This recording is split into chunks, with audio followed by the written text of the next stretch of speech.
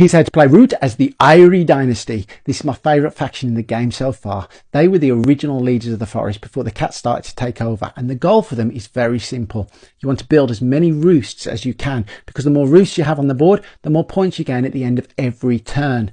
And how generous the game is on your turns. If you start a turn without a card, it gives you a card.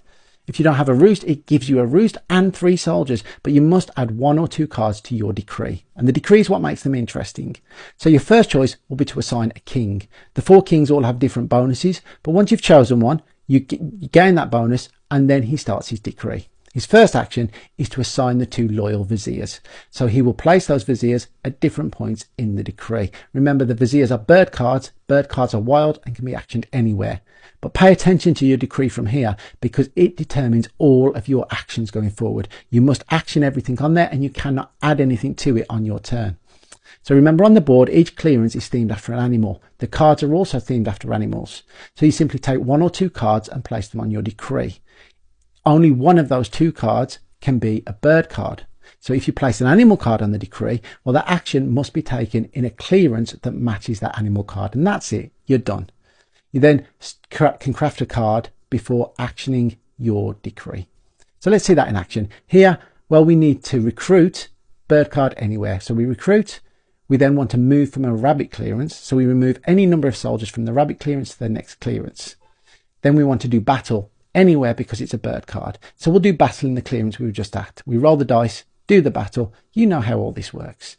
And then we want to build. Now, it's a bird card. We can build anywhere, but we must control the clearing we're going to build in. So we can build here, take the roost, put it on the board. And then you end your turn by gaining the number of points determined by your roosts and picking up 1 card. That seems so simple, doesn't it?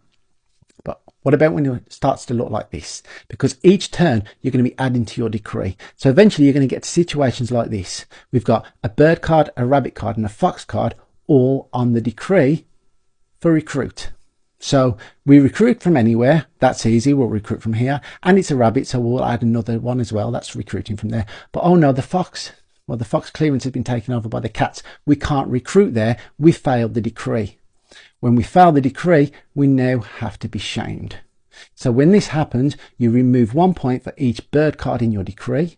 You then discard all the cards in your decree except obviously the loyal viziers. You then depose your king by flipping his card face over and replacing him with a new leader. That leader will have a different bonus, and he will assign the viziers to different spots. And now you'll start again. Thankfully, you'll still gain the points at the end of your turn.